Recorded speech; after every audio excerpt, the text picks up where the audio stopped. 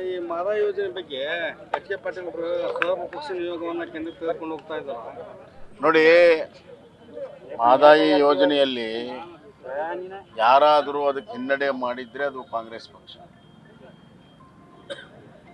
2009ರಲ್ಲಿ ಮಾದಾಯಿಯ ಒಂದು ಹನಿ ನೀರನ್ನು ಕೂಡ ನಾವು ಕರ್ನಾಟಕಕ್ಕೆ ಕೊಡಲ್ಲ ಅಂತೇಳಿ ಸ್ವಂತ ಅವತ್ತಿನ ರಾಷ್ಟ್ರೀಯ ಕಾಂಗ್ರೆಸ್ ಅಧ್ಯಕ್ಷ ಸೋನಿಯಾ ಗಾಂಧಿ ಅವರು ಹೇಳೋದ್ರಿಂದ ಪ್ರಾರಂಭವಾಗಿ ಟ್ರಿಬ್ಯುನಲ್ ಮಾಡೋ ಅವಶ್ಯಕತೆ ಇರಲಿಲ್ಲ, ಟ್ರಿಬ್ಯುನಲ್ ಮಾಡಿದರು.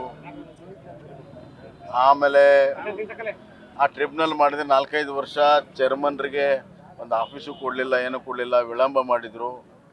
ಆ ಟ್ರಿಬ್ಯುನಲ್ನಲ್ಲಿ ನಾವೇ ಬರೆದು ಕೊಟ್ಟು ನಾವು ನಿರ್ಮಿಸಿರುವಂಥ ಇಂಟರ್ಲಿಂಕಿಂಗ್ ಕ್ಯಾನಲ್ಗೆ ಗೋಡೆಯನ್ನು ಕಟ್ಟಿದರು. ಇದೆಲ್ಲವೂ ಕೂಡ ಇತಿಹಾಸದಲ್ಲಿದೆ.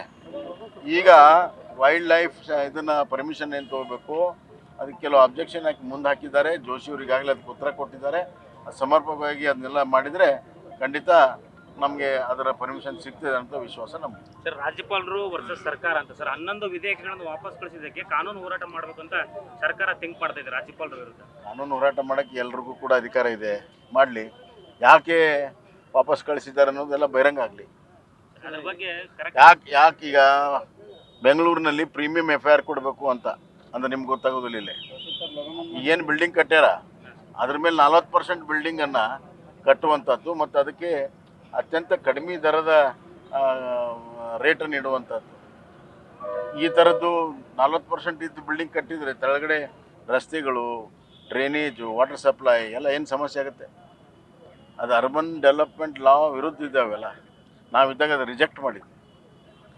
ಇಂಥ ಅನೇಕ ಕಾನೂನುಗಳನ್ನು ಅವರು ಹಲವಾರು ಜನಹಿತದಿಂದ ಮತ್ತು ಕಾನೂನಾತ್ಮಕವಾದ ವಿಚಾರಗಳಲ್ಲಿ ಮಾಡಿದ್ದಾರೆ. ಅದಕ್ಕೆ ಉತ್ತರ ಕೊಡಬೇಕು ಸರ್ಕಾರ. ಸರ್, ಈ ಶರಾವತಿ ನೀರನ್ನು ಬೆಂಗಳೂರಿಗೆ ಹೋಗುವಂಥ ಯೋಜನೆ ಬಗ್ಗೆ ನೀವು ಅದ್ರ ಬಗ್ಗೆ ನಾ ಏನು ಟಿಪ್ಪಣಿ ಮಾಡೋದಿಲ್ಲ. ಜಲಸಂಪನ್ಮೂಲ ಸಚಿವರಾಗಿದ್ದು ಆ ಟಿಪ್ಪಣಿ ಮಾಡೋದಿಲ್ಲ ಅಂದ್ರೆ ಅದಕ್ಕೆ ಅರ್ಥ ಇದೆ. ನ್ಯೂಸ್ ಫಸ್ಟ್ ನಿರ್ಭೀತಿಯಿಂದ ನಿಮ್ಮ ಪರವಾಗಿ.